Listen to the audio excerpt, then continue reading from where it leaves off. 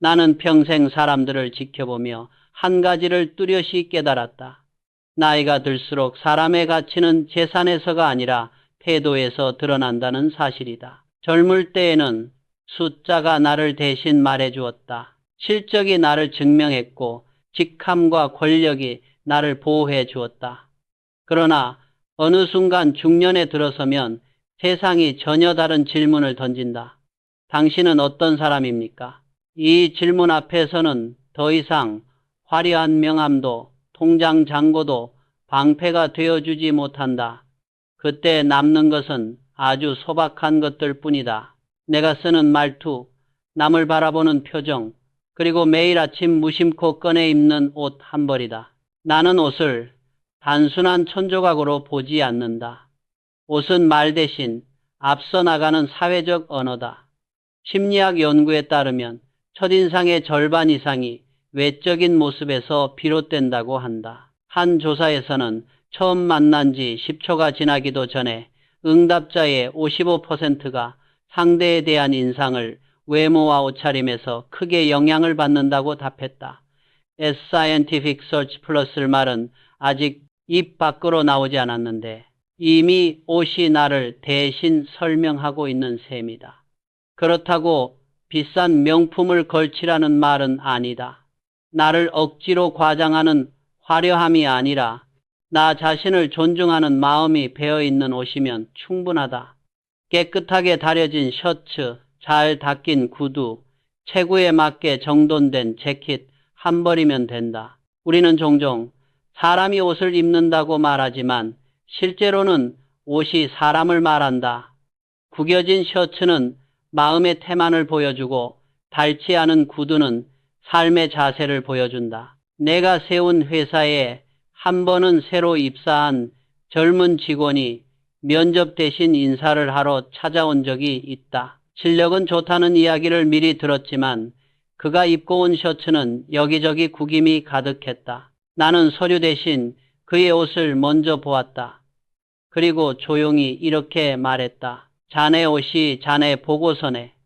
그 한마디에 그는 얼굴을 붉혔지만 몇 년 뒤 팀장이 되었을 때 내게 고백했다. 그날 이후로는 밤늦게까지 일을 해도 다음날 입고 나갈 셔츠만큼은 꼭 다려두고 잤다고. 실제로 최근 연구들에 따르면 옷차림은 단순히 인상만 바꾸는 것이 아니라 상대가 느끼는 신뢰도와 전문성 평가에도 영향을 준다고 한다. 형식적인 옷차림, 깔끔한 색감, 옷의 상태에 따라 같은 사람이 더 유능해 보이기도 하고 덜 믿음직해 보이기도 한다. PMC 플러스 1 또 다른 연구에서는 옷의 색깔과 명도만 바꾸어도 신뢰도 평가 점수가 눈에 띄게 달라진다는 결과가 나왔다. IJLT, 결국 우리는 생각보다 훨씬 더 보이는 것에 영향을 받으며 살아간다. 그렇다면 어느 나이에 이르든 나를 존중하는 최소한의 수고를 옷차림에서부터 시작하는 것이 그리 과한 일은 아닐 것이다. 중년에 필요한 것은 화려함이 아니다. 자기답게 사는 품격이다. 나는 젊은 날에는 나를 꾸미는 것에 관심이 많았다. 더 좋아 보이려는 욕심, 남보다 한 벌이라도 더 비싸 보이고 싶은 마음이 있었다. 그러나 세월이 흐르니 생각이 달라졌다. 중년에는 나를 꾸미는 것이 아니라 나를 가꾸는 것이 중요하다는 것을 알게 되었다. 옷은 남들이 나를 어떻게 볼지 걱정하며 고르는 장식이 아니라 오늘 하루를 어떻게 살아가겠다는 나 자신과의 작은 약속이어야 했다. 그래서 나는 옷을 고를 때 늘 스스로에게 묻는다. 이 옷은 오늘의 나를 어떻게 만들 것인가? 옷은 단지 몸을 가리는 외형이 아니라 내 마음의 방향을 정리하는 장치이기 때문이다. 최근 노년층을 대상으로 한 연구를 보면 스스로 나에게 어울리는 옷을 선택해 입는 노인들이 그렇지 않은 이들보다 삶의 만족도와 자존감이 높게 나타난다고 한다. iEstate Digital Press, 커무 플러스 1. 나를 깎아내리는 옷이 아니라 나를 존중하는 옷을 입는 것만으로도 하루의 기분과 행동이 달라지는 것이다. 나이가 들수록 기분은 몸으로, 몸은 다시 표정과 태도로 이어진다. 그 첫 시작점에 옷이 있다. 나는 한 번의 만남도 허투루 여기지 않으려 했다. 상대가 누구든 어떤 자리이든 그 사람의 시간과 존재를 존중하고 싶었다.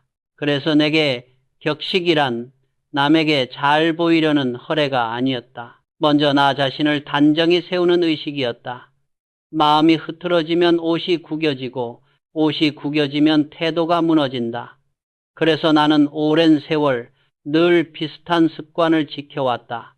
정장을 입고 허리를 곧게 펴고 첫인사를 진심으로 건네는 것, 그 단순한 행동들이 모여 내 인생의 기본이 되었다.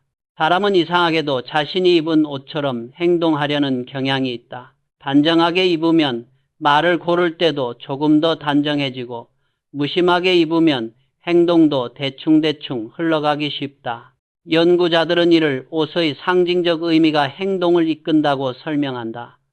글로벌 사이언티픽 저널 .com+1 내가 젊은 시절 양복을 입고 거래처를 다닐 때 사람들은 내 상품보다 내 태도를 먼저 보았다. 견적서에 적힌 숫자보다 의자에서 일어날 때 상해 자락을 한번 정리하는 동작, 서류를 건넬 때 두 손을 모으는 자세, 그런 사소한 몸짓에서 신뢰를 읽어냈다. 신뢰는 가격표에 적힌 수치에서가 아니라 그런 품격에서 시작되었다. 그래서 나는 지금도 세상에 이렇게 말하고 싶다.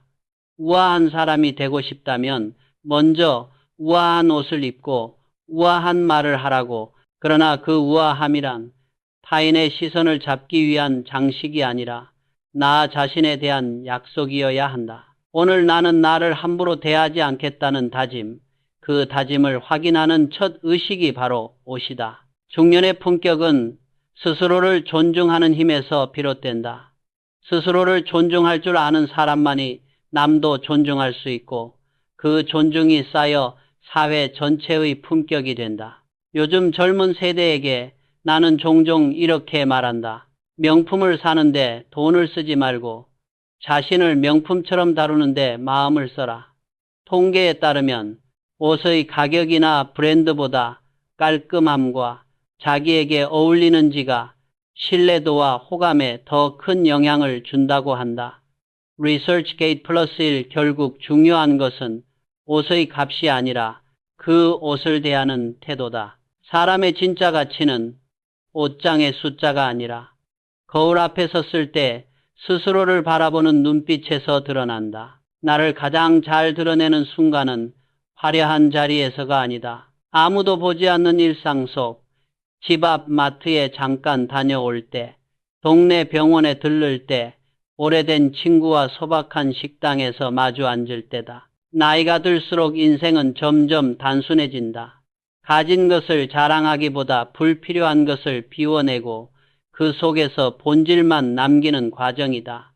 옷도 마찬가지다. 결국 품격이란 내가 가진 옷의 수가 아니라 오래 두고 입어도 부끄럽지 않은 몇 벌로 살아가는 방식에서 드러난다. 비워낸 옷장 속에서 오히려 나라는 사람이 또렷이 보이기 시작한다. 나는 오늘도 옷을 꺼내 입으며 조용히 스스로에게 묻는다. 이 옷이 오늘의 나를 대표할 수 있는가? 그 물음은 패션의 문제가 아니라 태도의 문제다. 그리고 그 질문을 놓치지 않으려 애쓰는 마음, 그 마음이야말로 나이가 들어서도 지키고 싶은 마지막 품격이다. 나는 사람들에게 늘 이렇게 말했다. 비싼 옷을 입기보다 반듯하게 살아라. 단정함은 돈에서 나오지 않는다. 마음에서 시작된다. 냄새 나지 않는 옷, 구김없는 셔츠, 닳지 않은 구두 하나만으로도 사람은 전혀 다른 인상을 준다. 실제로 취업 면접에서 지원자의 옷차림과 위생 상태가 평가에 큰 영향을 미친다는 조사들이 여럿 있다. 깨끗한 옷차림은 성실성과 책임감을 연상시키고 지저분한 옷차림은 능력과 상관없이 태만과 무심함을 떠올리게 한다는 것이다. 나는 사업을 하며 그 사실을 숱하게 확인했다. 옷차림이 단정한 사람은 말투도 대체로 정돈되어 있었고 약속을 쉽게 어기지 않았다. 반대로 자신을 대충 다루는 사람은 일도 관계도 대충 다루는 경우가 많았다. 세상은 그런 사람을 알아본다. 단정한 사람은 말하지 않아도 신뢰를 얻는다. 그의 옷차림은 말보다 큰 언어가 된다. 우리는 흔히 중요한 건 사람이지 겉모습이 아니다 라고 말한다. 물론 틀린 말은 아니다. 그러나 현실에서 사람들은 먼저 보이는 것을 통해 보이지 않는 것을 짐작한다. 연구에 따르면 사람들은 처음 몇 초 동안 보는 표정, 자세, 옷차림을 바탕으로 상대의 성실성, 신뢰성을 무의식적으로 판단한다고 한다. 그 판단이 한번 형성되면 이후의 행동을 볼 때도 그 첫 인상을 기준으로 해석하는 경향이 강하다. 첫 단추가 얼마나 중요한지 알 수 있는 대목이다. 나는 중년에 이르러 이렇게 생각하게 되었다. 품격은 남이 나를 어떻게 보는가 보다 내가 나를 어떻게 다루는가에 달려 있다. 그래서 이 시대의 진짜 무기는 화려한 옷이 아니라 태도 그 자체라고 믿는다. 태도는 곧 인품이고 인품은 결국 시간이 지나도 사라지지 않는 인간의 향기가 된다. 좋은 향수는 몇 시간 지나면 옅어지지만 사람의 태도에서 풍기는 향기는 세월이 흘러도 오래 남는다. 나는 그렇게 남는 향기를 지닌 어른이 되고 싶었다. 그래서 나는 평생 이렇게 말해왔다. 우아한 옷을 입었다고 우아한 사람이 되는 것은 아니다. 진짜 우아함은 옷이 아니라 행동과 말의 품격에서 완성된다. 사람은 옷으로 첫인상을 만들지만 말과 태도로 평생의 인상을 남긴다. 그 인상이 곧 신뢰다. 어느 날 한 직원이 고급 양복을 입고 회의실로 들어온 일이 있다. 그는 스스로도 꽤 만족스러운 표정이었다. 회장님, 오늘은 특별히 좋은 옷을 입고 왔습니다. 그 말에 나는 웃으며 대답했다. 좋은 옷을 입었으니 이제 그 옷에 걸맞은 말을 하게. 그날 그는 평소와 달랐다. 가벼운 농담을 아끼고 동료들의 의견을 끝까지 들었으며 말끝마다 상대를 존중하려 애썼다. 회의가 끝날 무렵 나는 속으로 이렇게 생각했다. 이제야 저 옷이 진짜 멋져 보이는구나. 비싼 양복이 그를 바꾼 것이 아니라 그 옷에 걸맞은 사람이 되려고 스스로를 단속하는 마음이 그를 바꾸어 놓았다. 옷은 결국 계기일 뿐이고 사람을 완성하는 것은 태도라는 사실을 다시 한번 확인한 순간이었다. 말은 그 사람의 품격을 드러내는 창문이다. 조용한 사람은 절제 속에 신뢰를 담고 시끄러운 사람은 불안 속에 자신을 숨기기도 한다. 나도 젊은 시절에는 말을 많이 했다. 회의를 주도하려면, 회사를 이끌려면 누구보다 먼저 말해야 한다고 믿었다. 그러나 시간이 지날수록 깨달았다. 목소리를 크게 낸다고 해서 리더가 되는 것은 아니라는 것을. 중요한 순간에 말을 줄이고 상대의 말을 끝까지 들어줄 때 오히려 사람들은 더 큰 신뢰를 보냈다. 나는 그래서 늘 내게 이렇게 다짐했다. 말을 줄이고 행동을 깊게 하라. 화려한 언어보다 진심 어린 한마디가 훨씬 오래 남는다. 누군가를 향해 고생 많았네, 덕분이야 라고 짧게 전한 말이 때로는 긴 설명보다 더 큰 위로가 되었다. 반대로 무심코 내뱉은 비난 한마디가 몇 년이 지나도 상대의 마음을 아프게 만드는 경우도 보았다. 경제나 기술은 시간이 지나면 바뀌지만 그때의 말과 태도는 상대의 기억 속에 고스란히 남는다. 우리는 종종 사람의 성공을 화려함으로 착각한다. 큰 집, 좋은 차, 눈에 띄는 직함이 있으면 성공했다고 말한다. 그러나 내가 본 진짜로 성공한 사람들은 의외로 태도가 조용했다. 회의 자리에서 자기만 말하려 들지 않고 끝까지 경청했고 상대의 실수를 크게 다그치기보다 조용히 바로잡았다. 그들의 행동에는 품위와 절제 그리고 타인을 배려하는 여유가 있었다. 말이 적어도 존재감은 깊었다. 그들은 굳이 자신을 설명하지 않아도 신뢰를 얻었다. 그 신뢰가 바로 인생의 가장 큰 자산이었다. 사업을 하며 수많은 계약서에 서명했지만 결국 내가 사람을 판단한 기준은 단 하나였다. 그 사람이 자신의 말과 행동을 일치시키는가. 입으로는 신뢰를 말하면서 행동으로는 약속을 무너뜨리는 사람을 나는 믿지 않았다. 말과 행동의 일치, 그 단순한 기준이 곧 품격이다. 옷으로 만든 인상은 하루를 간다. 그러나 말과 행동으로 만든 인상은 평생을 간다. 우아한 사람은 먼저 자신을 단속한다. 감정이 뜨거워질 때는 입을 다물고 분노가 치밀 때는 잠시 고개를 숙인다.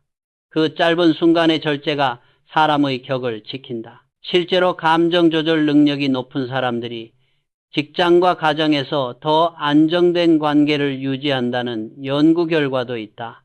분노를 바로 터뜨리는 대신 잠시 멈추어 서는 사람들, 그들이 결국 신뢰를 쌓고 조직을 지켜낸다는 것이다. 나는 그런 사람과 함께 일했고 그런 사람에게 중요한 자리를 맡겼다. 결국 회사를 움직인 것은 최첨단 기술이 아니라 사람들의 태도였다. 나는 이렇게 믿는다. 태도는 운명을 바꾸는 언어다. 태도가 흐트러지면 모든 것이 무너진다. 반대로 태도를 바로 세우면 뒤틀린 운명조차 서서히 방향을 바꾼다. 그래서 나는 오늘도 젊은이들에게 말하고 싶다. 우아한 말을 하게. 타인을 깎아내리지 말고 스스로를 낮추게. 그 말 한 줄, 그 행동 하나가 자네의 세상을 만든다네. 세월이 흐르며 나는 인생의 속도보다 방향이 중요하다는 것을 알게 되었다. 젊은 날에는 빠름이 미덕이라 믿었다. 남들보다 빨리 결론을 내리고 신속하게 판단을 내려야 성공한다고 생각했다. 하지만 나이가 들수록 달라졌다. 능력보다 중요한 것은 품격이었고 그 품격을 결정짓는 4가지 덕목이 있다는 것을 깨달았다. 첫째는 친절함이다. 친절은 단순한 예의가 아니다. 그것은 인간을 대하는 기본 태도이자 상대를 존중하는 마음의 표현이다. 젊은 사람들 중에는 친절을 약함으로 착각하는 이들이 있다. 그러나 오랜 시간을 살아보니 알겠다. 진짜 강한 사람은 언제나 부드럽게 말한다. 내가 존경했던 인물들은 모두 상대의 눈높이에 맞추어 이야기했다. 직원에게 말할 때와 청소해 주시는 분께 인사할 때의 말투가 다르지 않았다. 그들의 미소 한 번, 말 한마디가 조직의 공기를 바꾸었다. 친절은 돈으로 살 수 없는 신뢰의 씨앗이다. 둘째는 미소다. 나는 평생 수많은 회의를 주재했지만 진짜 긴장된 자리를 부드럽게 만드는 것은 언제나 미소였다.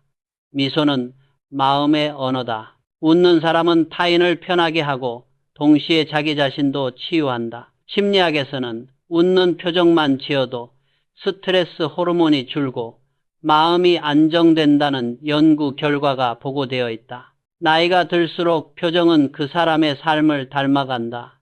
찌푸린 얼굴에선 늘 불만이 새어나오고 부드러운 미소에는 세월의 여유가 배어있다. 나는 늘 이렇게 말한다. 나이 들수록 얼굴이 그 사람의 운명이 된다. 웃을 수 있는 사람은 이미 반쯤 성공한 사람이다. 이렇게 친절과 미소만 지켜도 사람의 인생은 훨씬 부드러워진다.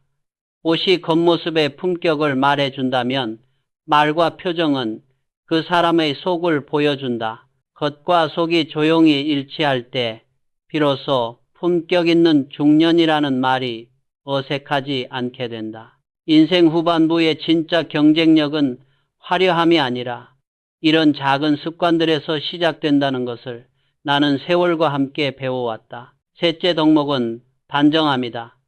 많은 사람들은 단정함을 외모의 문제로만 생각한다. 하지만 내가 말하는 단정함은 머리카락 한 올의 각이나 옷의 주름뿐 아니라 마음이 흐트러지지 않는 상태까지 포함한다. 정돈된 말, 절제된 행동, 그리고 깔끔한 옷차림. 이 3가지가 합쳐질 때 비로소 단정함은 하나의 품격으로 완성된다. 나는 늘 직원들에게 이렇게 말했다. 너희 책상이 너희 마음이다. 아무리 좋은 컴퓨터와 비싼 펜을 올려두어도 서류가 구겨진 채 여기저기 쌓여 있고 커피 얼룩이 말라붙어 있다면 그 사람의 생각도 금세 산만해지기 쉽다.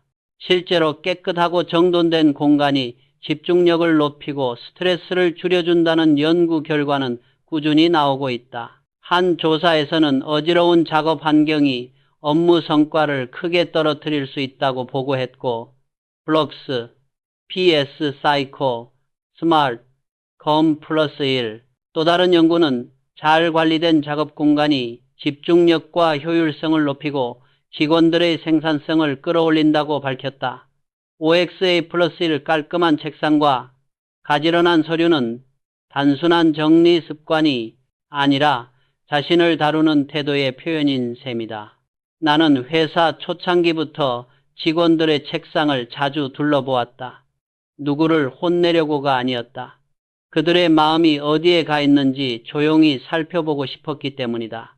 늘 서류가 깔끔히 정리되어 있고 메모장 한 귀퉁이에 오늘 할 일을 손글씨로 적어 놓은 직원은 대개 보고서도 정확했고 약속한 기한을 잘 지켰다. 반대로 책상 위에 처리하지 못한 서류가 산처럼 쌓여있는 직원은 마음도 늘 시간에 쫓겨 있었다. 그런 모습을 볼 때마다 나는 부드럽게 말했다. 일단 책상부터 정리해보게.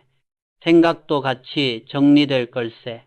단정한 사람은 혼란 속에서도 크게 흔들리지 않는다. 바깥 환경이 복잡할수록 자신의 중심을 지킬 수 있는 힘이 생기기 때문이다. 넷째 덕목은 칭찬이다. 나는 사람을 다루는 데 있어 가장 강력한 도구가 바로 진심 어린 칭찬이라고 믿어왔다. 나이가 들수록 꾸중은 줄이고 격려는 늘려야 한다. 진심에서 우러나온 한마디, 칭찬이 사람의 가능성을 깨운다. 당신은 할 수 있습니다. 이번 일 잘 해냈습니다. 그런 짧은 문장이 어떤 이에게는 인생의 방향을 바꾸는 이정표가 되기도 한다. 요즘의 연구들을 보면 직장에서의 인정과 칭찬이 직원의 동기와 성과에 얼마나 큰 영향을 미치는지 잘 드러난다. 여러 조사에서 자신이 성과를 인정받고 있다고 느끼는 직원들은 그렇지 않은 직원보다 훨씬 높은 몰입도와 충성도를 보이며 이직률도 눈에 띄게 낮다고 한다. 퀀텀 워크플레이스, 거무트러스일도 어떤 연구는 상사의 간단한 감사 인사만으로도 이후 업무 수행이 분명히 향상되었다는 결과를 보여준다. Hospitality Insights, EHL, EDU 플러스 1 사람은 내가 쏟은 노력과 마음을 누군가 알아봐 줄 때 비로소 다시 한번 힘을 낼 수 있다. 돈보다 더 오래가는 연료가 바로 당신 덕분입니다 라는 말이다. 나는 많은 리더들이 지적에는 익숙하지만 인정에는 서툰 모습을 보아왔다. 잘못을 찾는 눈은 예리한데 잘한 점을 보는 눈은 둔한 것이다. 그러나 진짜 리더는 단점을 들춰내는 대신 장점을 키우는 데 힘을 쓴다. 사회 전체의 분위기를 보아도 그렇다. 요즘 직장인들 사이에서는 제때 받지 못한 인정 때문에 조직을 떠나는 일이 늘고 있다는 보고도 있다. 제때 건네지 않은 감사와 칭찬이 결국 조직의 충성심과 생산성을 갉아먹는다는 것이다. 인베스토피디아 플러스 1. 그래서 나는 늘 후배들에게 말했다. 돈으로 사람을 묶지 말고 진심으로 사람을 일으켜 세워라. 그중 가장 간단하면서도 강력한 방법이 바로 칭찬이네. 나는 회사를 운영하며 하나의 규칙을 세웠다. 회의에서 실수를 지적해야 할 일이 있으면 그보다 먼저 그 사람이 잘한 점을 한 가지라도 반드시 언급하는 것. 이번 보고서는 숫자 검토가 조금 부족했네. 하지만 구조를 이렇게 보기 쉽게 만든 건 아주 좋았어. 이렇게 말하면 지적을 들은 사람도 마음의 문을 닫지 않는다. 인정받은 부분이 있기 때문에 부족한 부분도 기꺼이 고치려 한다. 칭찬은 돈이 들지 않는다. 그러나 그 효과는 억만금보다 값지다. 이처럼 친절, 미소, 단정함, 칭찬, 이 네 가지 덕목이 바로 내가 말하는 중년의 품격을 결정하는 요소다. 사람은 나이가 들수록 외모보다 태도로 기억되고 능력보다 향기로 기억된다. 젊을 때 사람들은 그 사람 일 잘해 라고 말하지만 세월이 지나면 그 사람 됨됨이가 참 좋지 라는 말이 더 큰 칭찬이 된다. 나는 지금도 후배들에게 말한다. 성공보다 먼저 품격을 지켜라. 품격 없는 성공은 오래가지 못한다. 하지만 품격 있는 사람은 실패 속에서도 무너지지 않는다. 결국 중년의 매력이란 화려함이 아니라 깊이다. 깊이 있는 사람은 조용히 말하고 신중하게 행동하며 끝까지 존중을 잃지 않는다. 오랜 세월을 함께한 동료들을 떠올려보면 기억에 가장 오래 남는 사람은 목소리가 크고 눈에 띄던 사람이 아니라 늘 한결같이 예의를 지키고 남의 말을 잘 들어주던 사람이었다. 그런 사람이 진정으로 품격 있는 어른이다. 나는 인생을 돌아보며 이렇게 말하고 싶다. 사람의 품격은 결국 그가 선택한 말과 태도에서 드러난다. 말은 공기 속으로 사라지는 것 같지만 그 말의 울림은 상대의 가슴 속에 오래 머문다. 그 울림이 따뜻하면 존경이 되고 차갑다면 경계가 된다. 우리가 남기는 집과 재산, 직함은 언젠가 다른 사람의 것이 되지만 내가 했던 말과 보여준 태도는 상대의 기억 속에서 나와 함께 늙어간다. 그래서 나는 오늘도 스스로에게 다짐한다. 말은 짧게, 생각은 깊게, 마음은 따뜻하게. 이 단순한 문장이야말로 세월 끝에서 내가 붙잡고 싶은 마지막 인생의 문장이다. 사람들은 종종 나에게 물었다. 회장님, 어떻게 하면 성공할 수 있습니까? 젊은 직원이든 오래 함께한 후배든 결국 입 밖으로 나오는 질문은 비슷했다. 그때마다 나는 거창한 비법 대신 늘 같은 대답을 했다. 좋은 말을 하게. 그게 좋은 운을 부른다네. 운이라는 것은 하늘에서 뚝 떨어지는 것이 아니라 내가 쌓아올린 말과 태도 위에 천천히 내려앉는 것이라고 나는 믿었다. 결국 운도 사람을 따라다닌다. 그리고 그 사람은 대개 좋은 말을 하는 사람 곁에 오래 머문다. 말은 그 사람의 인생을 담는다. 비난과 불평으로 가득 찬 사람은 결국 외로움 속에 남고 격려와 칭찬으로 주변을 채운 사람은 누군가의 기억 속에서 오래 산다. 우리 주변에도 그런 사람이 있을 것이다. 늘 세상이 잘못됐다고 불평하고 누구 하나 마음에 드는 사람이 없다고 투덜거리는 이들. 처음에는 그 말에 동조하며 함께 맞장구를 쳐줄 수 있다. 하지만 시간이 지나면 알게 된다. 그 사람 옆에 있으면 내 마음까지 어두워진다는 것을. 반대로 상황이 어떻든 그래도 우리가 이런 건 잘했잖아. 다음에는 더 잘할 수 있어. 라고 말해주는 사람이 있다. 그와 함께 있으면 strangely 마음이 풀리고 다시 한번 힘을 내고 싶어진다. 심리학 연구들을 보면 긍정적인 말을 자주 하는 사람일수록 스트레스 수준이 낮고 삶의 만족도가 높게 나타난다고 한다. 반대로 늘 부정적인 표현을 쓰고 타인을 비하하는 말을 입에 달고 사는 사람은 대인관계 갈등과 우울감이 높아지는 경향이 있다. 말은 공기 중에 흩어지는 소리가 아니라 결국 내가 사는 환경을 천천히 빚어가는 도구인 셈이다. 좋은 말을 고르는 습관이 곧 스스로에게 좋은 환경을 선물하는 길이기도 하다. 나는 사람을 통해 세상을 배웠다. 회사도 사람이 일으키고 회사도 사람 때문에 무너진다. 그래서 나는 모임 자리에 나갈 때마다 사람들을 유심히 관찰하는 습관이 있었다. 그 자리에서 오가는 말, 표정, 태도는 그 사람의 인생을 짧게 압축해서 보여준다. 어떤 이는 조용히 앉아 있어도 품격이 느껴지고 어떤 이는 한마디만 해도 사람들의 마음을 무겁게 만든다. 세월이 흘러도 잊히지 않는 얼굴은 화려한 사람보다 말과 태도에서 잔잔한 깊이가 느껴지는 사람이다. 나는 세월이 지나면서 깨달았다. 품격 있는 사람은 모임에서 절대 하지 말아야 할 네 가지를 알고 있었다. 이 네 가지를 조심하기만 해도 우리는 이미 절반은 품격 있는 어른에 가까워진다. 첫째, 돈으로 관계를 평가하지 않는다.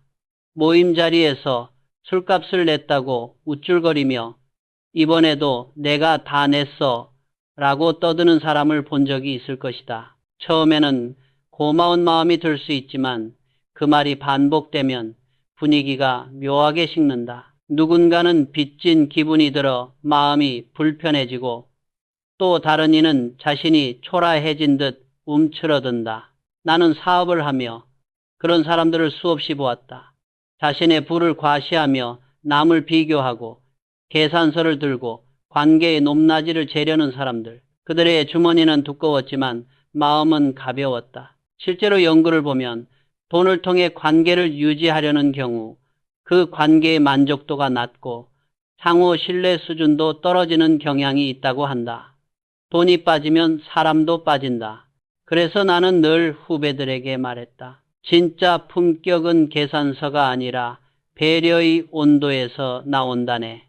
조용히 밥을 사주고 다음엔 자네가 사게 라고 가볍게 웃으며 넘어가는 사람, 혹은 상대가 부담 갖지 않도록 때로는 굳이 반을 나누어 계산하는 사람, 그런 사람이 오래간다. 관계는 누가 더 많이 냈는지가 아니라 함께 있을 때 마음이 편안한지로 결정된다. 둘째, 자식의 성공을 자랑하지 않는다. 자식은 내 삶의 일부이지 나의 명함이 아니다. 나는 동창 모임에서 늘 비슷한 장면을 보았다. 우리 아들은 대기업에 들어갔어. 우리 딸은 외국에서 유학 중이야.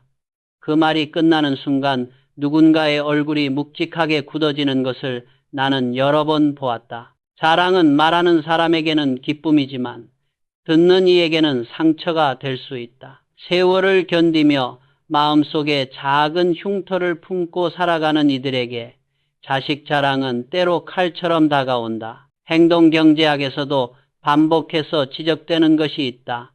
사람은 절대적인 행복보다 비교 속에서 더 큰 불행을 느낀다는 것이다. 같은 삶을 살고 있어도 주변에 성공한 사람 이야기가 자꾸 들리면 자신의 삶이 초라해 보이기 마련이다. 우리는 그 사실을 알면서도 자식 이야기가 나오면 자꾸 남과 비교하려 든다. 그래서 나는 스스로에게 다짐했다. 자식의 성취보다 자식의 행복을 말하자. 직함이나 연봉보다 오늘도 잘 먹고 잘 자고 제 삶을 버티고 있다는 사실이 더 소중한 법이다. 셋째, 배우자나 가정의 화려함을 과시하지 않는다. 어떤 이들은 모임에 나올 때마다 배우자를 데리고 와 늘 다정한 모습을 보여준다. 한두 번은 보기 좋다. 그러나 그 다정함이 마치 공연처럼 반복되면 어느 순간 그 자리는 부부의 무대가 되고 다른 이들의 이야기는 설 자리를 잃는다. 사람들은 각자의 이야기를 나누기 위해 모인다. 모임이 특정 부부의 행복을 증명하는 공간이 되어버리면 나머지 사람들의 마음은 서서히 멀어진다. 나는 후배들에게 이렇게 말했다. 행복은 조용할수록 깊어지고 크게 보여줄수록 빨리 식는다. 요즘 SNS에서도 비슷한 현상이 나타난다. 완벽해 보이는 가족 사진, 화려한 여행 사진, 고급스러운 식탁 사진들이 쉴 새 없이 올라온다. 연구에 따르면 이런 보여주는 행복을 자주 접할수록 사람들의 상대적 박탈감과 우울감이 높아진다는 보고가 있다. 진짜 품격 있는 사람은 가정의 이야기를 밖으로 들고 나와 자랑 삼아 늘어놓지 않는다. 기쁨도 슬픔도 조용히 품고 상대의 마음을 먼저 살핀다. 넷째, 험담으로 공감을 사지 않는다. 험담은 가장 값싼 유대의 방식이다. 누군가를 함께 깎아내리며 우리는 한편이야 라는 느낌을 잠시 공유할 수는 있다. 하지만 그 공감은 오래가지 않는다. 언젠가 그 자리에서 함께 웃던 사람들 중 누군가는 또 다른 자리에서 내 이야기를 할 것이다. 나는 회의에서도 사적인 술자리에서도 이 원칙을 지키려 애썼다. 남의 흉을 보는 사람은 언젠가 내 흉도 본다. 처음에는 사람들이 내게 회장님, 너무 엄격하신 것 아닙니까? 라고 농담처럼 말하기도 했다. 그러나 시간이 지나면 알게 된다. 험담이 사라진 자리에서만 진짜 신뢰가 자란다는 것을. 연구 결과를 보면 직장 내에서 뒷담화가 잦은 조직은 그렇지 않은 조직보다 구성원 간 신뢰 수준이 낮고 협력 의지도 떨어지는 경향이 있다고 한다. 험담은 조직의 분위기를 서서히 썩게 만드는 독이다. 그래서 나는 누군가 다른 사람의 이야기를 꺼낼 때 굳이 맞장구를 치지 않고 침묵으로 거리를 두었다. 침묵은 동의가 아니라 경계의 표현일 때가 많다. 그 조용한 거절이 내 명예를 지켜주었고 회사의 공기를 지켜주었다. 좋은 모임에는 공통점이 있다. 그곳에는 선한 말이 흐르고 긍정의 기운이 머문다. 서로의 삶을 비교하기보다 서로의 무게를 인정해주는 자리. 돈, 자식, 배우자, 험담. 이 네 가지를 모임의 중심에서 내려놓을 수 있을 때 비로소 사람들은 편안해진다. 나는 지금도 젊은 후배들에게 말한다. 이 네 가지만 모임에서 조심해도 자네는 이미 품격 있는 어른의 반은 된 거야. 모임은 경쟁의 장이 아니라 존중을 연습하는 공간이다. 말을 아끼고 웃음을 나누고 마음을 낮추면 그 자리가 곧 당신의 품격을 비추는 거울이 된다. 나는 평생 돈의 힘을 누구보다 잘 알았다. 돈은 회사를 키우고 사람을 움직이고 세상의 방향을 바꾸기도 한다. 자본이 들어가는 곳에 길이 나고 자본이 빠져나가는 곳에 도시와 산업이 쇠퇴하는 모습을 나는 직접 보았다. 숫자는 냉정했다.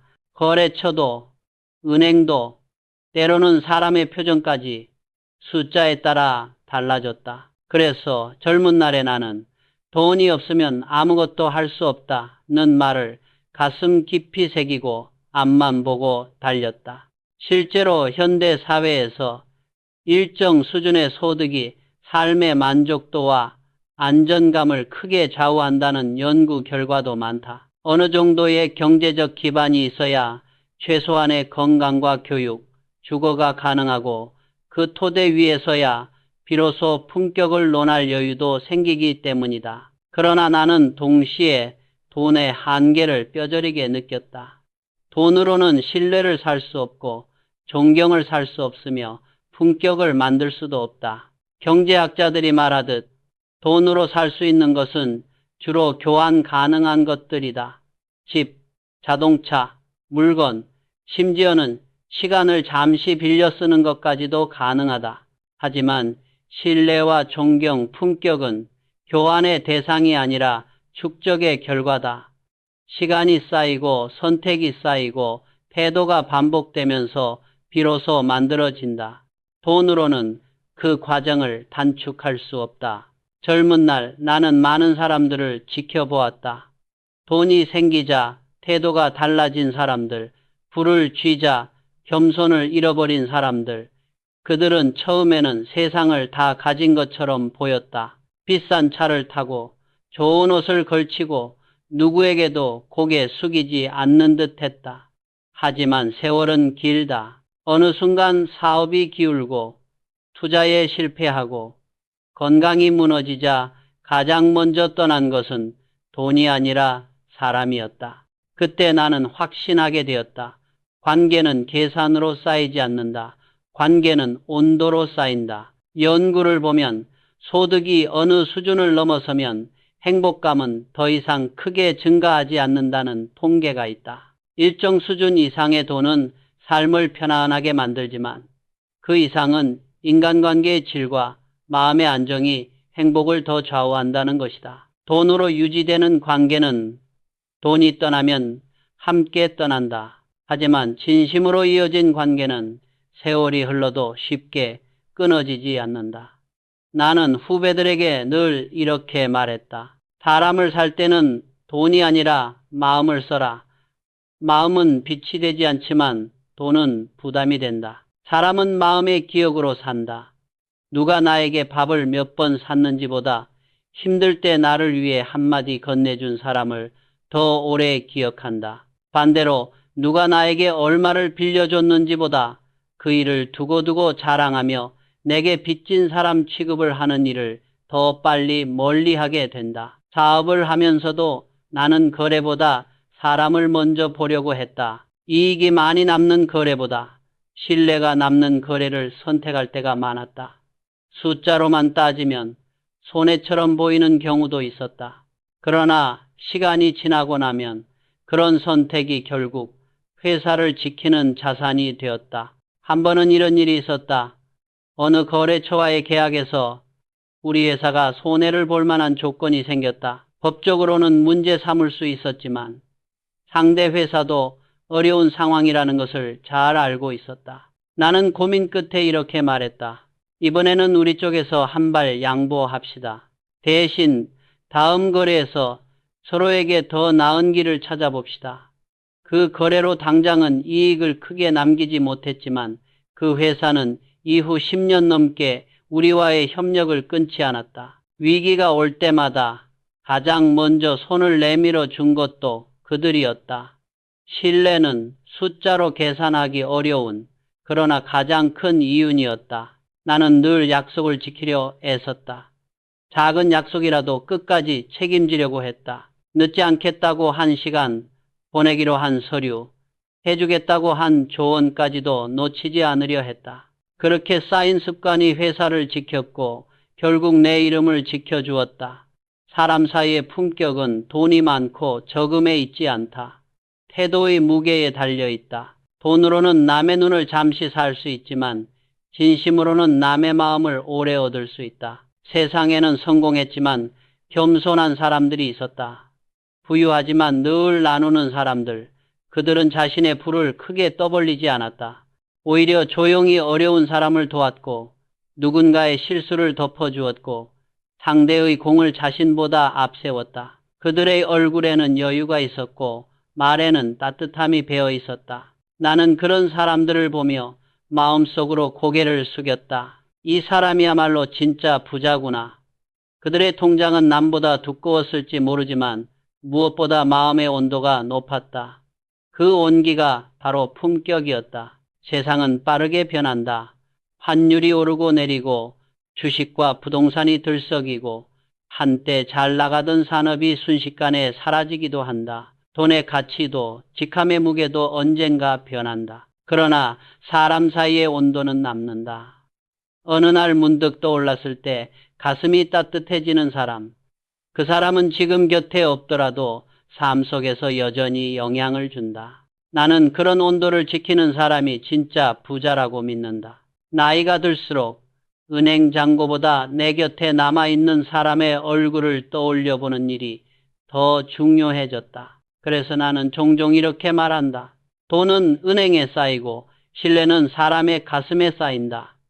은행 잔고는 숫자로 표기되지만 사람의 가슴에 남은 신뢰는 눈에 보이지 않는 생명력이다. 숫자는 한순간에 줄어들 수 있지만 신뢰는 바르게 쌓인 만큼 쉽게 무너지지 않는다. 나는 인생의 마지막에 가까워질수록 숫자보다는 이름 하나하나가 더 크게 보이기 시작했다. 젊은 시절 함께 고생한 동료들, 위기 때 한마디로 나를 지지해준 후배들, 아무 조건 없이 내 편이 되어준 가족들, 그 관계들을 떠올리며 나는 조용히 되뇌었다. 아, 내가 진짜 쌓아야 했던 것은 결국 이런 것들이었구나. 나는 마지막까지 그런 관계를 남기고 싶었다. 계산 없는 만남, 조건 없는 믿음, 그리고 시끄러운 자랑 대신 조용한 존중이 흐르는 관계. 그것이 돈으로는 결코 살 수 없는 인간관계의 품격이다. 언젠가 통장의 숫자는 남들에게 넘어가지만 내가 누군가에게 보여준 태도와 남긴 온도는 그 사람의 기억 속에서 오래 살아남는다. 그래서 나는 오늘 또 마음속으로 스스로에게 묻는다. 나는 지금 돈을 쌓고 있는가? 아니면 신뢰를 쌓고 있는가? 이 질문 앞에서 솔직해질 수 있을 때 비로소 우리는 나이듦을 두려워하지 않게 된다. 나는 살아오면서 자식을 자랑하는 부모를 정말 많이 보았다. 그들의 얼굴에는 뿌듯함이 가득했고 말끝마다 행복이 묻어났다. 우리 아들은 의사야.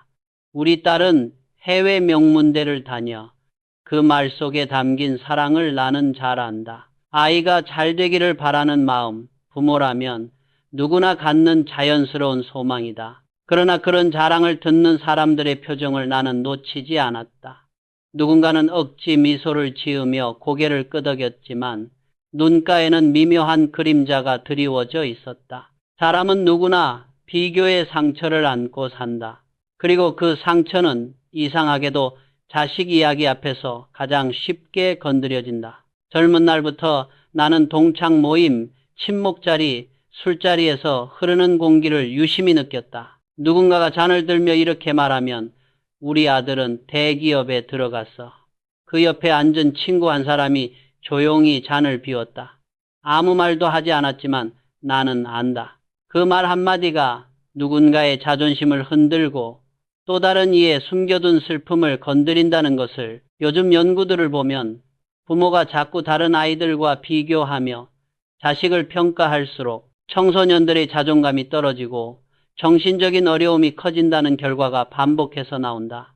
PMC 플러스1 부모 입장에서는 자극을 주려는 말일지 몰라도 자식에게는 나는 충분하지 않다는 메시지로 새겨지는 것이다. 그래서 나는 늘 이렇게 말하고 싶었다. 자식의 성공을 말하기보다 자식의 마음을 먼저 걱정하라고.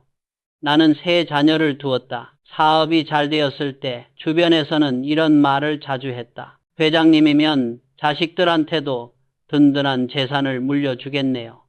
그때마다 나는 웃으며 대답했다. 나는 돈보다는 삶의 태도를 물려주고 싶습니다.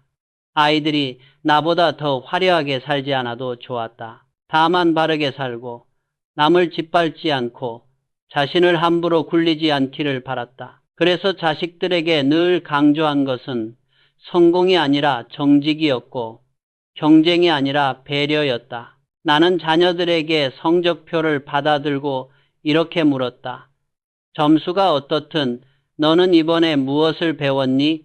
시험이 끝난 날에는 몇 등 했니? 보다 어떤 문제가 제일 어려웠니를 먼저 물으려 했다. 엄격한 아버지는 아니었다. 다만 아이들이 남과 비교되어 끊임없이 채찍질 당하는 삶을 살지 않기를 바랐다.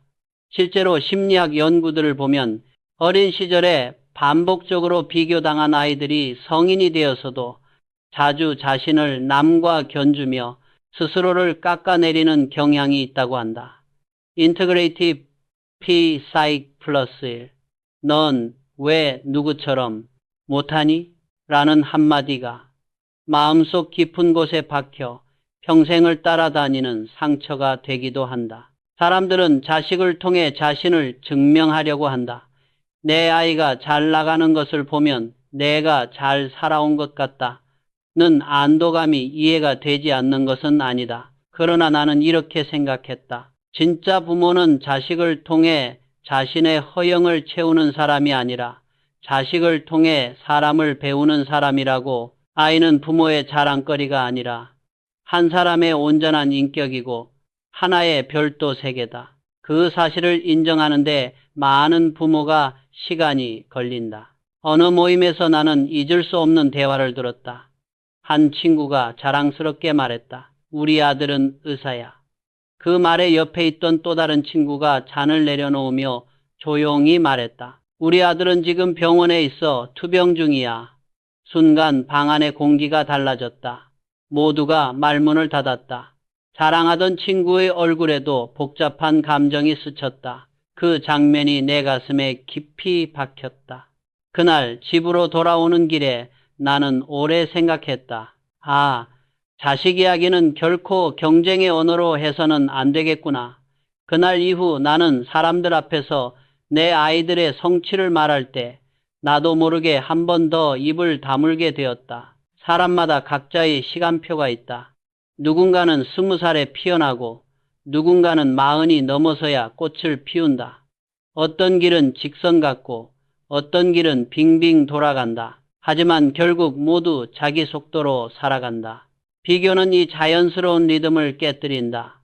누군가의 빠른 걸음에 맞추려고 자꾸만 숨을 헐떡이는 삶이 된다. 부모의 자랑과 비교가 심할수록 아이는 자신의 속도를 잃어버린다. 연구에서도 부모의 사회적 비교가 심할수록 청소년들이 더 큰 압박감과 불안을 느끼고 스스로를 부정적으로 평가하는 경향이 커진다고 한다.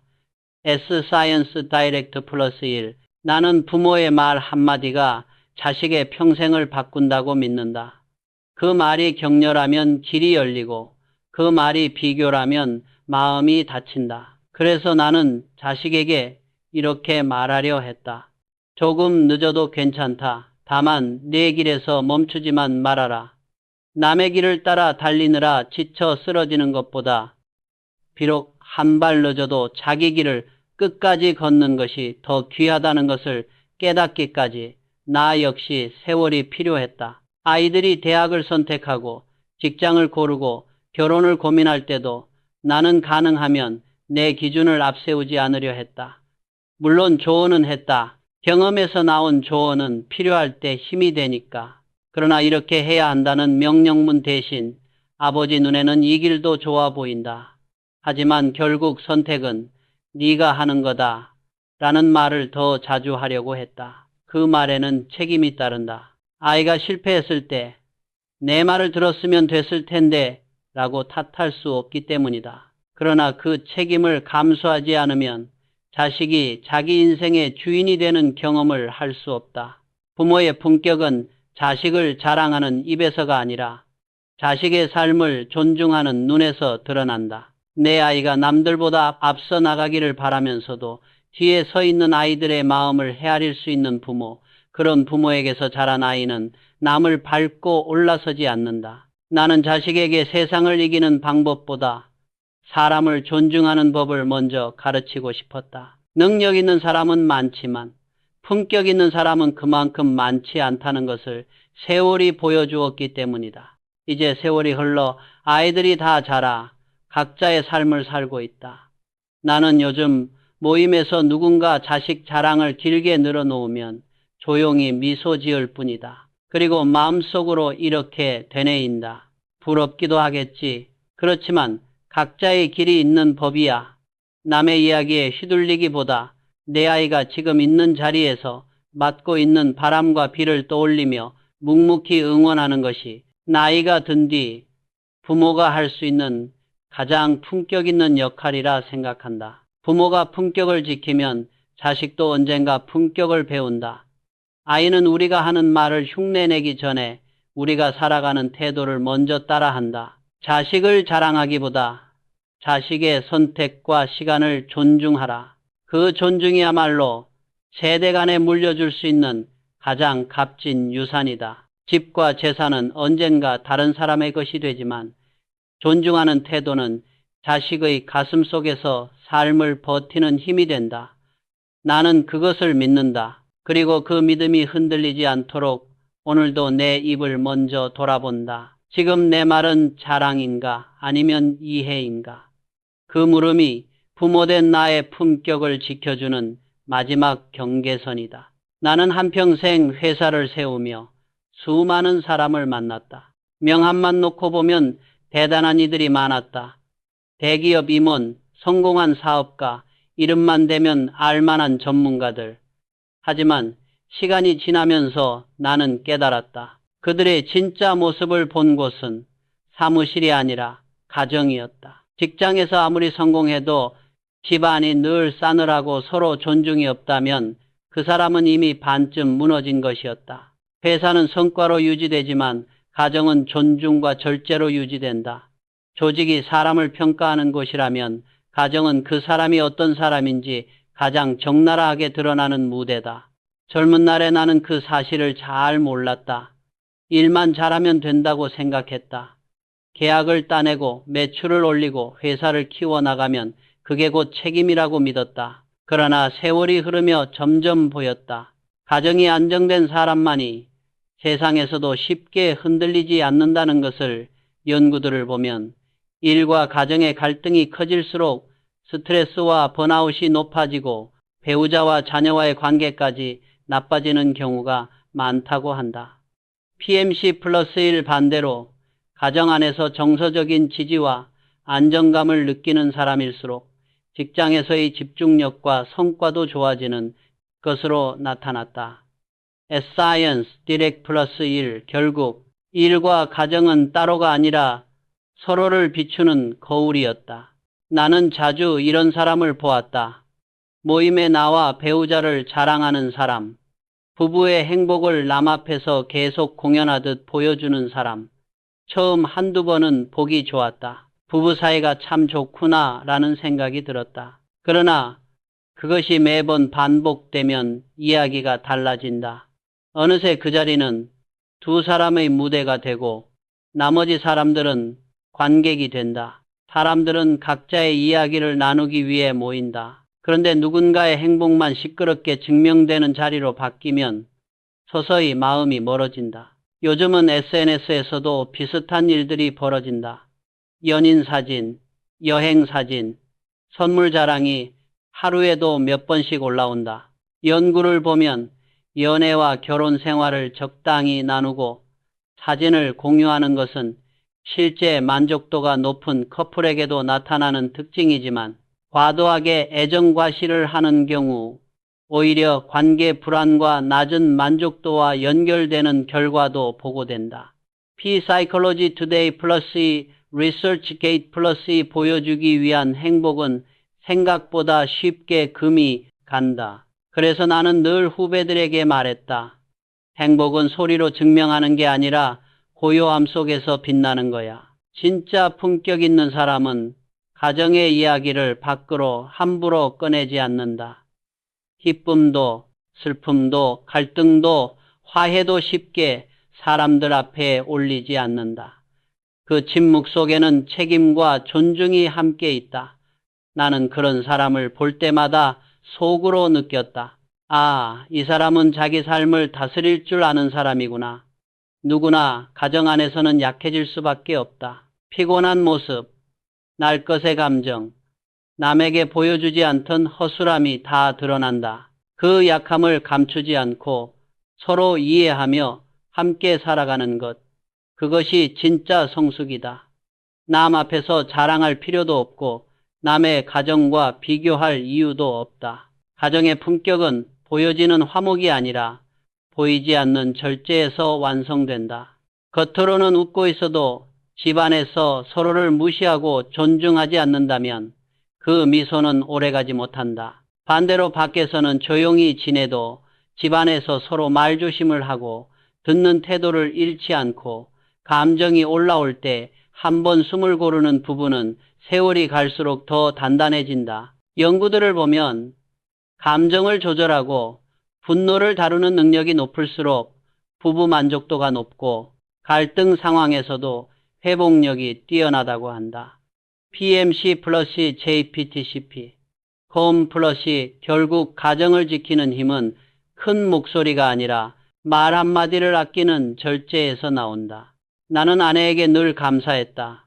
그녀는 내 곁에서 평생 조용히 회사를 지켜보았고 말없이 나를 도왔다. 많은 사람들이 내 이름을 불렀지만 내가 흔들릴 때 등을 받쳐준 사람은 언제나 아내였다. 그녀의 절제된 사랑이 내 삶의 균형추가 되어 주었다. 회의에서 큰 결정을 내리고 돌아온 밤 얼굴에 드러나지 않은 피곤함까지 읽어주던 한마디. 오늘 많이 힘들었지. 그 짧은 말 속에 나는 다시 버틸 힘을 얻었다. 그녀의 침묵은 단순한 인내가 아니었다. 무엇을 말해야 하고 무엇을 말하지 말아야 하는지 아는 지혜였다. 그 지혜 덕분에 나는 폭풍 같은 세월 속에서도 중심을 잃지 않을 수 있었다. 나는 후배들에게 종종 이렇게 말한다. 가정은 사람의 마지막 명함이다. 사회에서의 직함과 지위는 언젠가 사라진다. 은퇴를 하고 나면 사람들은 더 이상 나를 회장님, 사장님이라고 부르지 않는다. 그러나 집안에서 불리는 이름은 남는다. 아버지, 어머니, 남편, 아내라는 이름이 마지막까지 이어진다. 그 이름이 따뜻하게 기억되려면 반드시 지켜야 할 단 한 가지가 있다. 바로 절제다. 말을 아끼고 감정을 다스리고 서로의 자리를 존중하는 것. 이 단순한 세 가지가 가정을 지키는 보이지 않는 기둥이다. 경제적으로 넉넉하지 않아도 말이 거칠지 않고 서로를 탓하기보다는 도와주려는 마음이 있는 집은 시간이 갈수록 편안한 색을 띈다. 반대로 큰 집에 살고 좋은 차를 타고 남들이 부러워하는 사진을 올리더라도 집 안에서 서로를 향해 날아가는 말이 가시투성이라면 그 집은 이미 금이 가 있는 것이다. 돈으로 집은 지을 수 있다. 좋은 자재로, 멋진 설계로 남들이 감탄하는 건물을 올릴 수 있다. 그러나 절제가 없으면 가정은 세워지지 않는다. 연구를 보면 부부가 갈등 상황에서 감정을 조절하고 상대를 존중하는 방식으로 대화할수록 이혼율이 낮고 장기적인 만족도가 높다는 결과들이 반복해서 나온다. CCSE+1 결국 부부관계도 가족관계도 말 한마디를 참는 힘, 남을 탓하기 전에 한번 내 마음을 돌아보는 힘에서 오래간다. 나는 이 사실을 깨닫는데 평생이 걸렸다. 젊을 때는 회사의 성장 그래프에만 시선을 두었고 집안의 공기가 조금 식어가는 것을 대수롭지 않게 넘겼다. 나중에서야 알았다. 세상에서 아무리 인정받아도 문을 닫고 돌아왔을 때 나를 반겨줄 얼굴이 없다면 그것이야말로 진짜 실패라는 것을 그래서 지금 나는 확신한다. 세상에서 가장 고귀한 성공은 거대한 회사를 세우는 것이 아니라 품격 있는 가정을 지키는 일이다. 나이가 들수록 나는 내 스스로에게 자주 묻는다. 오늘 나는 회사에서는 어떤 사람이었나? 보다 오늘 나는 집안에서는 어떤 사람이었나? 라고. 밖에서의 성공은 남들이 평가하지만 집안에서의 품격은 오직 내가 책임져야 한다. 인생의 끝자락에서 남는 것은 결국 숫자가 아니라 사람이다. 그리고 그 사람들 가운데 가장 가까운 이들에게 어떤 기억으로 남을 것인가?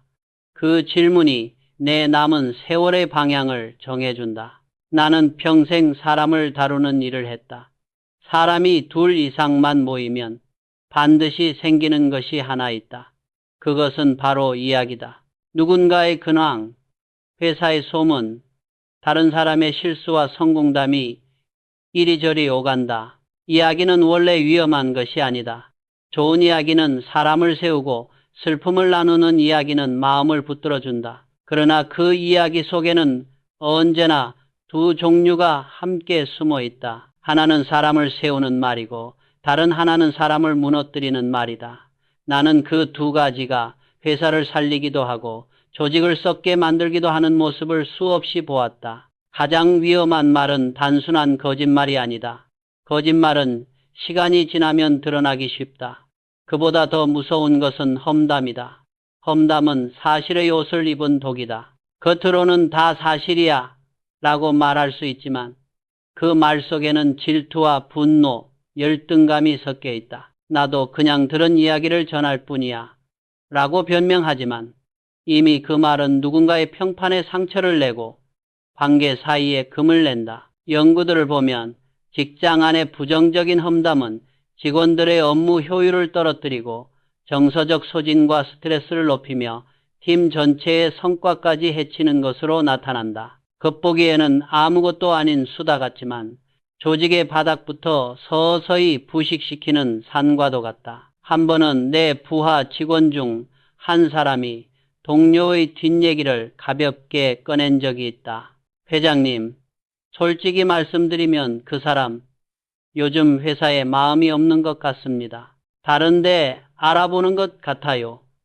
말투는 조심스러운 척했지만 나는 그 말 안에 묻어있는 미묘한 우월감과 경쟁심을 느꼈다.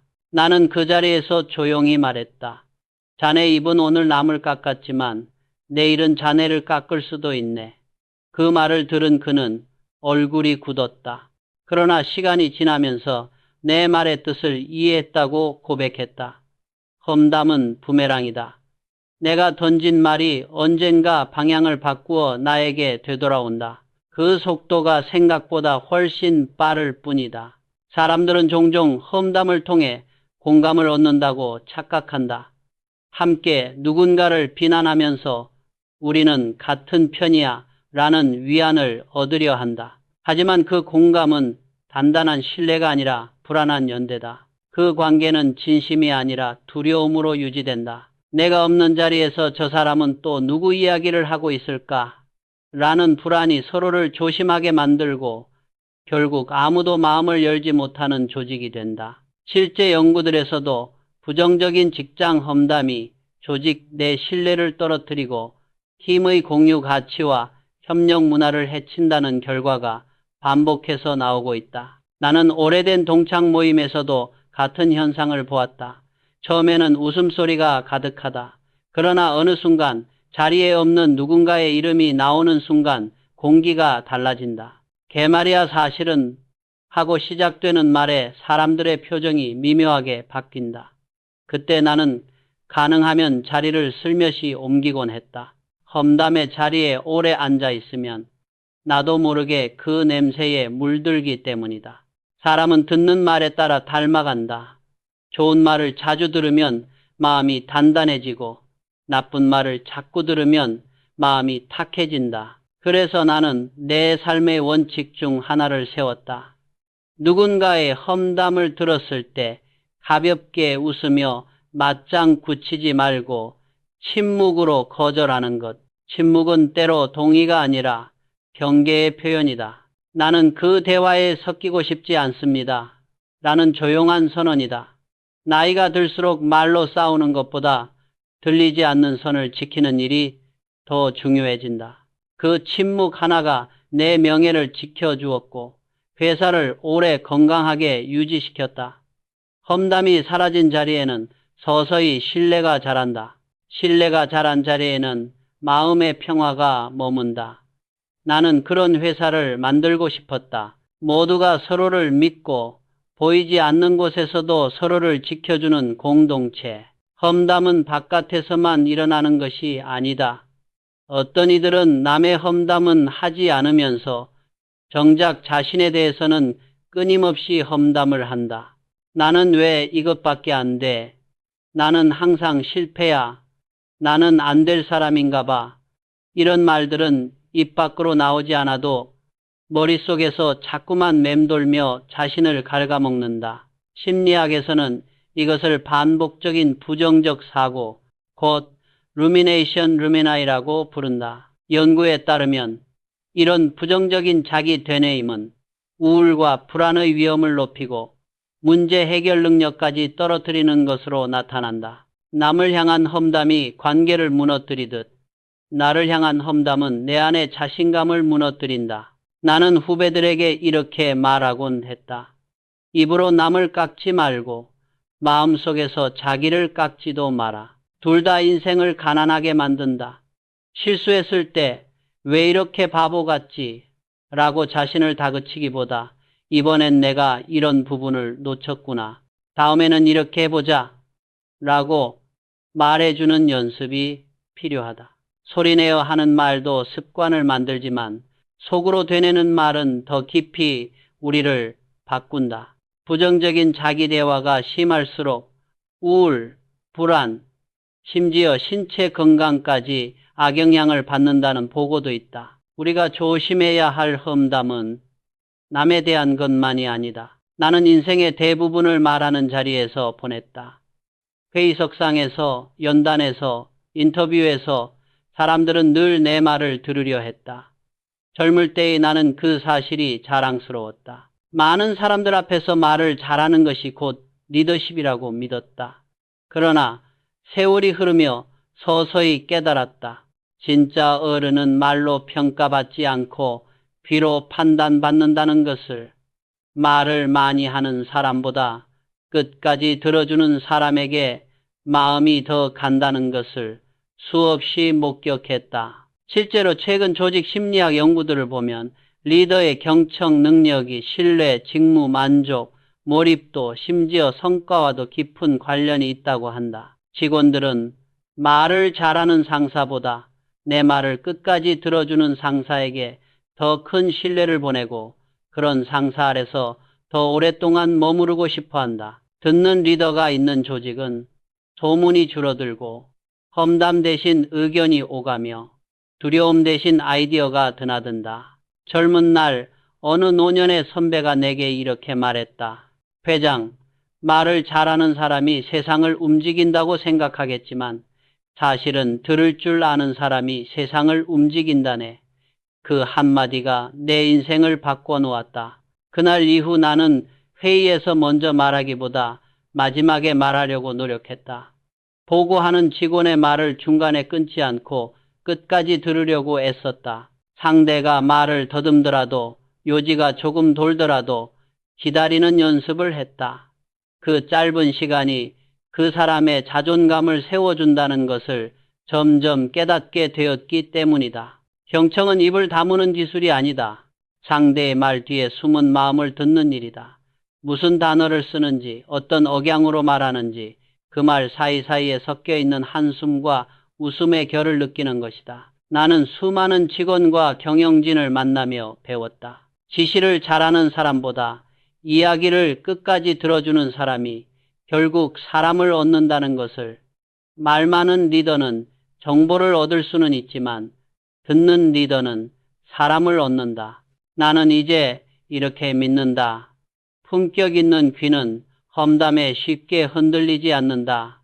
남의 약점을 캐묻기보다 그 사람의 어려움을 이해하려 한다. 그리고 내 안에서 일어나는 부정적인 소리에 휘둘리기보다 괜찮다, 한 번 더 해보자 라는 목소리를 조용히 키워간다. 입의 품격을 지킨다는 것은 귀의 품격을 지키는 것과 맞닿아 있다. 무엇을 말할지 고르기 전에 무엇을 들을지 먼저 정하는 것, 그 선택이 인생의 방향을 천천히 그러나 분명하게 바꿔간다. 나는 평생 많은 것을 얻으려 애썼다. 돈을 벌고 회사를 세우고 이름을 남기려 했다. 젊은 날의 나는 그것이 당연한 삶의 목표라고 믿었다. 남보다 앞서야 했고 더 많이 가져야 했고 더 높이 올라가야 했다. 회의실에 걸린 그래프가 위로 치솟을수록 나는 안도했다. 남들이 내 이름을 부를수록, 명함에 적힌 직함이 길어질수록 성공에 가까워지고 있다고 생각했다. 그러나 인생의 끝자락에 가까워질수록 깨달음은 정반대 방향에서 찾아왔다. 인간의 품격은 얼마나 채웠느냐가 아니라 얼마나 비워냈느냐로 결정된다는 것. 젊을 때에는 경쟁이 전부였다. 오늘의 나를 어제의 남과 비교했고 내일의 나를 또 다른 누군가와 견주었다. 더 많이 채우지 않으면 뒤처지는 것 같아서 손에 댈 수 있는 것은 무엇이든 움켜쥐려 했다. 그런데 세월이 흘러 돌아보니 그렇게 쫓던 것들 대부분은 결국 내 손에서 사라져 있었다. 집을 몇 채 가졌는지, 통장의 숫자가 얼마였는지, 그토록 집착했던 것들은 시간과 함께 흐릿해졌다.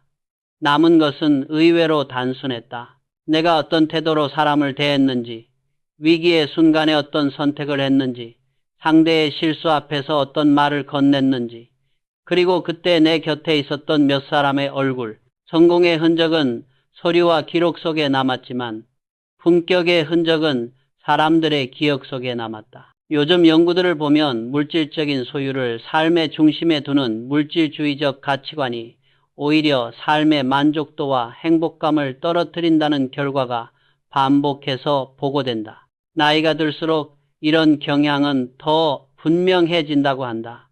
결국 많이 가진다고 해서 마음이 편안해지는 것은 아니라는 말이다. 반대로 최근에는 삶을 단순하게 만들고 소유를 줄이는 미니멀리즘이 정신건강과 만족도를 높여준다는 연구와 사례도 늘고 있다. 불필요한 물건과 약속을 줄이고 정말 소중한 것에만 에너지를 쓰기 시작하면 불안과 스트레스가 줄고 마음의 여유가 생긴다는 것이다. 돌이켜보면 나는 그런 진리를 아주 늦게 배웠다.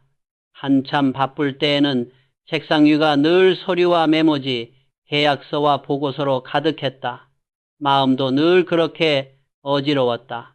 손에 쥔 것을 놓지 않으려다 보니 새로운 것을 담을 공간이 없었다. 그런데 회사를 어느 정도 정리하고 나서 하나씩 내려놓는 연습을 하다 보니 비로소 다른 것들이 들어오기 시작했다. 예전에는 미처 듣지 못했던 새소리가 들리고 아침 햇살의 색깔이 눈에 들어왔다.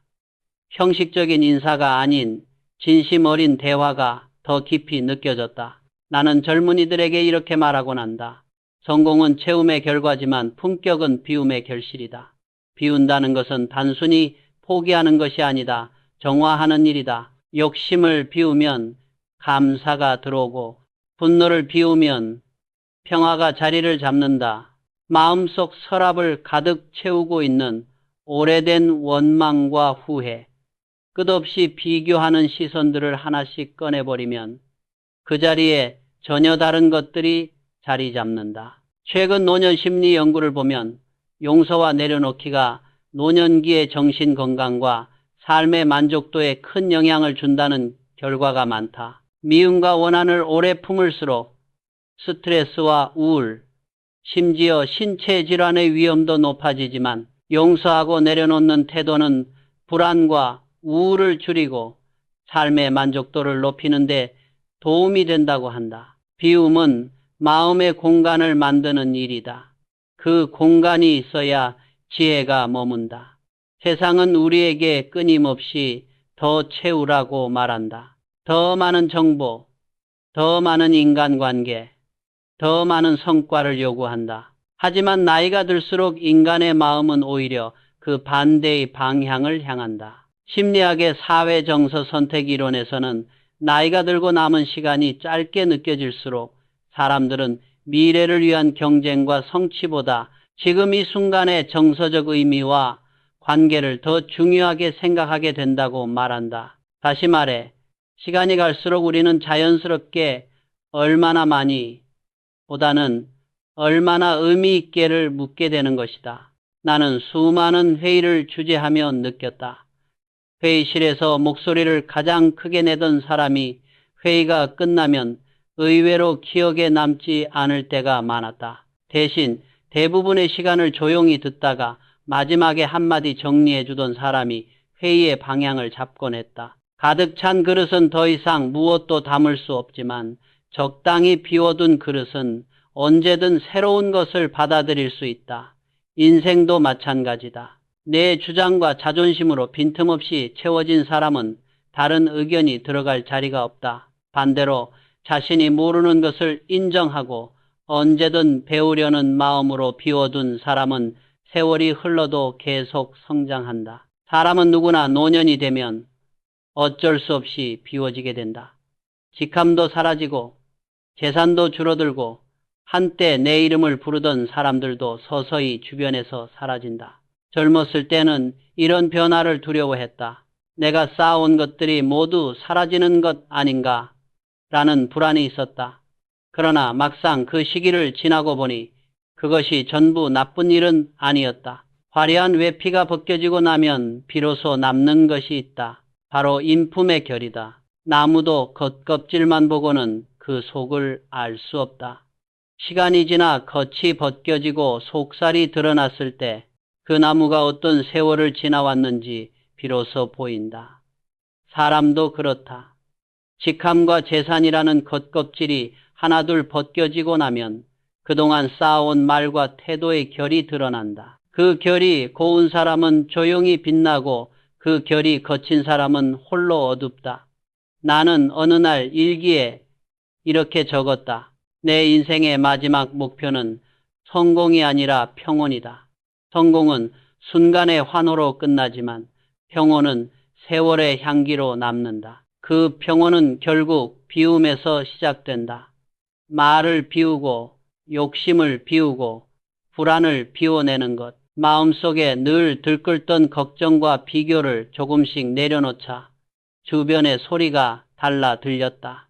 예전에는 실적표와 일정표만 보이던 눈에 사람들의 표정이 들어오기 시작했다. 저 사람이 오늘은 왜 저렇게 피곤해 보일까? 저 말 뒤에 숨은 걱정은 무엇일까? 세상을 바라보는 시선이 부드러워졌고 타인을 대하는 태도도 한결 느려졌다.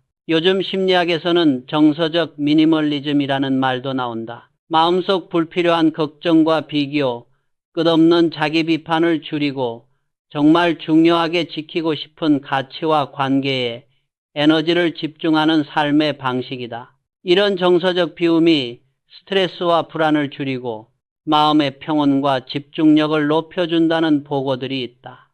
결국 인생 후반부의 지혜는 가지런히 쌓아 올린 것이 아니라 용기 있게 내려놓은 것들 사이에서 자라난다.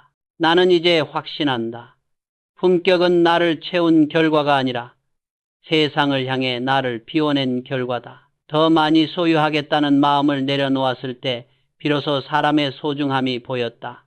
이기고 앞서야 한다는 조급함을 비워냈을 때 비로소 함께 가는 길의 의미가 느껴졌다. 아무것도 소유하지 않아도 마음이 고요하다면 이미 인생은 절반 이상 성공한 것인지도 모른다. 그래서 나는 오늘도 조용히 스스로에게 말한다. 품격은 내가 가진 것이 아니라 내가 비워낸 것이다.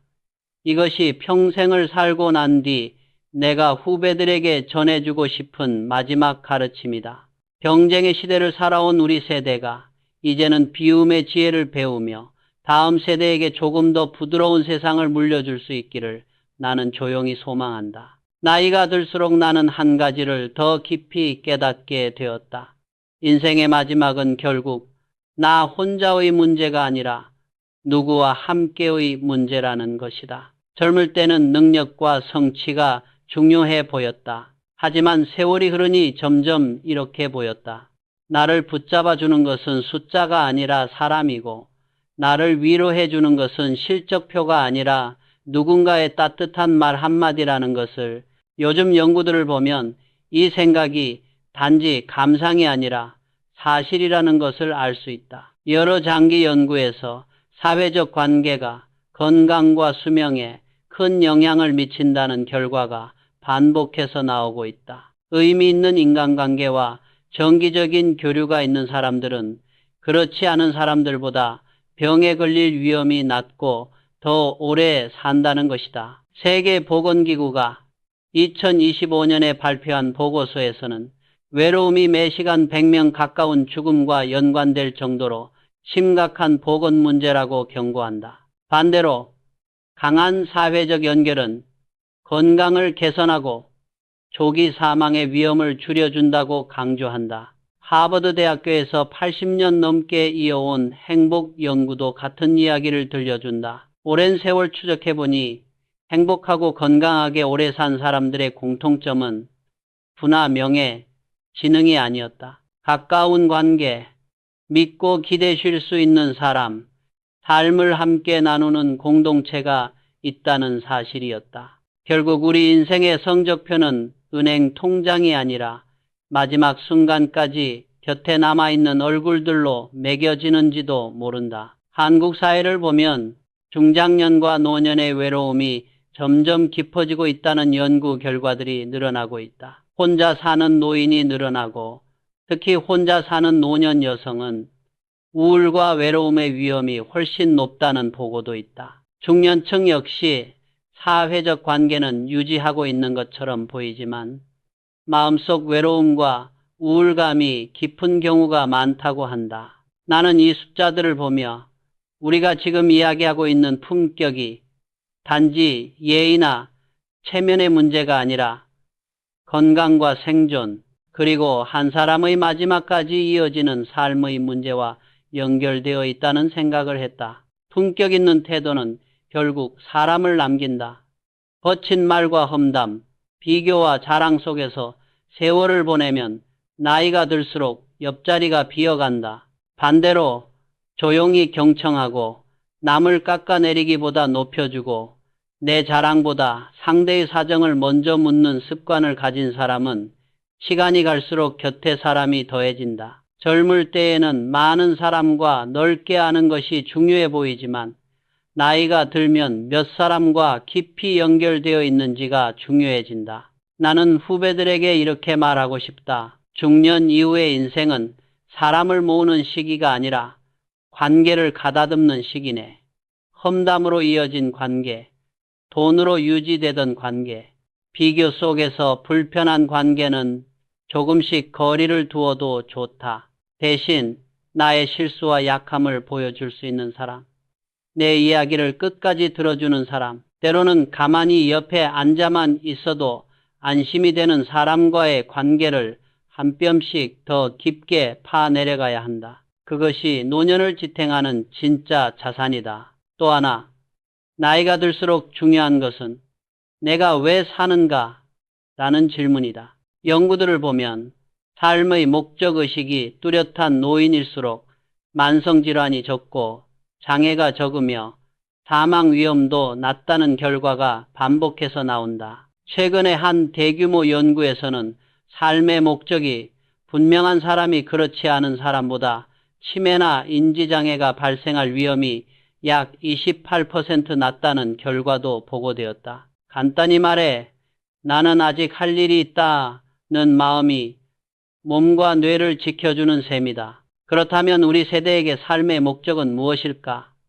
더 이상 승진할 자리도 지킬 명함도 줄어드는 나이에 우리는 어떤 이유로 아침에 눈을 떠야 할까? 나는 그 답을 아주 거창한 데서 찾지 않았다. 손주에게 따뜻한 밥 한 끼를 지어주는 일, 오랜 친구에게 먼저 안부 전화를 거는 일, 오늘 마주치는 사람에게 조금 더 부드러운 말을 건네는 일, 마음이 달아있는 후배에게 괜찮다, 한 번 더 해보자 라고 말해주는 일, 이런 사소한 행동들이 모여 내가 아직 누군가에게 필요한 사람이라는 조용한 확신을 만들어준다. 노년의 품격은 세상을 크게 바꾸는 데서만 나오는 것이 아니다.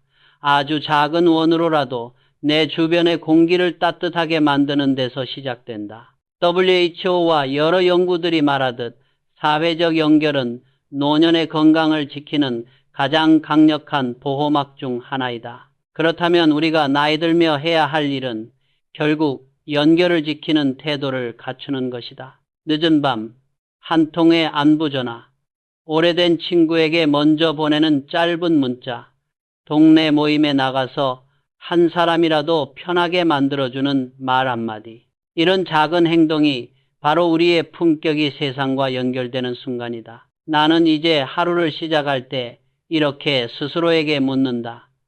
오늘 나는 어떤 말을 남길 것인가? 어떤 태도로 사람을 대할 것인가? 오늘 나와 만나는 사람의 마음에 어떤 냄새를 남길 것인가? 집을 나서며 고른 옷처럼 우리는 매일 자신의 말과 태도를 고를 수 있다. 화려한 말, 날카로운 말, 빠른 말은 잠깐 귀를 사로잡을 수 있다. 하지만 오래가는 말은 대개 단순하고 따뜻하다. 고맙습니다. 수고 많으셨습니다. 괜찮습니다. 제가 도와드릴게요. 돌아보면 내 인생에서 가장 후회되는 말은 대단한 실수를 낳은 전략적인 발언이 아니라 감정에 휩쓸려 내뱉은 짧은 말들이었다. 그 한마디를 참았더라면, 그 날카로운 표현 대신 조금만 돌아 말했더라면 지금도 이어질 수 있었을 관계들이 있다. 반대로 내 인생에서 가장 감사한 말들은 거창한 격언이 아니었다. 힘들 때 누군가 나에게 건넨 난 자네를 믿네. 그래도 자네라면 할 수 있을 걸세. 같은 말들이었다. 그래서 나는 이 글을 읽고 있는 중년과 노년의 여러분께 조용히 권하고 싶다. 이제부터라도 무엇을 더 가질까 보다 어떤 사람이 될까를 먼저 물어보자. 옷차림에서, 말투에서, 모임에서의 태도에서, 가정에서의 절제에서, 그리고 내가 나를 대하는 방식에서 결국 우리를 기억하는 것은 우리의 재산이 아니라 우리의 태도다. 언젠가 이 세상을 떠나는 날 누군가 나를 떠올리며 이렇게 말해준다면 좋겠다. 그 사람 돈이 많았는지는 모르겠지만 참 단정하고 따뜻한 사람이었지. 그 한 문장을 듣기 위해 평생의 말을 고르고 태도를 단련하는 일. 그것이 내가 생각하는 인생의 품격이다. 그리고 그 품격은 지금 이 순간에도 우리가 어떤 말을 선택하는가에서부터 다시 시작될 수 있다.